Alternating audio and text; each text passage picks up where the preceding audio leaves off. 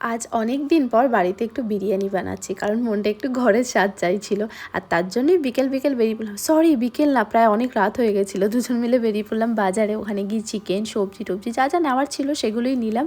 নিয়ে দেন দেখো, মিষ্টি ছাড়া কিন্তু বাঙালির একদম জমে না, খাওয়ার পর মিষ্টি আমাদের একটু চাই। দেন ওখান থেকে চলে গেলাম একটু রসগোল্লা নেওয়ার জন্য। রসগোল্লাটা এই দোকানে বেশ গরম থাকার বেশ ভালো হয় খেতে।